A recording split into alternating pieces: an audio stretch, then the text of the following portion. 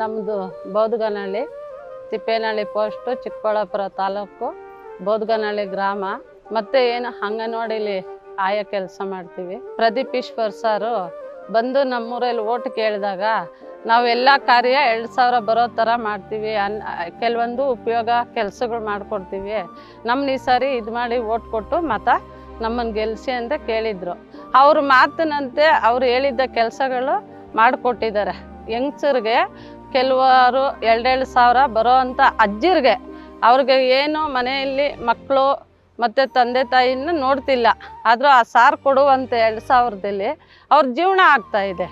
ಯಾಕೇನು old pension ಕೊಡ್ತಾಯಿದ್ದಾರೆ, 2,000 ರೂಪಾಯಿ ಕೊಡ್ತಾಯಿದ್ದಾರೆ, ಮತ್ತು ಅಕ್ಕಿ ಕೊಡ್ತಾಯಿದ್ದಾರೆ. ಅಕ್ಕಿನ ಮತ್ತು 170 ರೂಪಾಯಿ ಒಬ್ಬರಿಗೆ ಕೊಡ್ತಾಯಿದ್ದಾರೆ. ಅವರಿಂದ ತುಂಬ ಉಪಯೋಗ ಆಗಿದೆ. ಕೆಲವರ ಕಡೆ ತಂದೆ ತಾಯಿ ಯೂನಿಫಾರಮೇ ಕೊಡಿಸಲ್ಲ, ಆದರೂ ಆ ಸಾರು ಮಕ್ಕಳಿಗೆ ಯೂನಿಫಾರಮ್ ಕೊಟ್ಟಿದ್ದಾರೆ, ಅಂಗನವಾಡಿಗಳಲ್ಲಿ ಕೊಟ್ಟಿದ್ದಾರೆ, ಪ್ರೈಮರಿ ಸ್ಕೂಲಲ್ಲಿ ಕೊಟ್ಟಿದ್ದಾರೆ.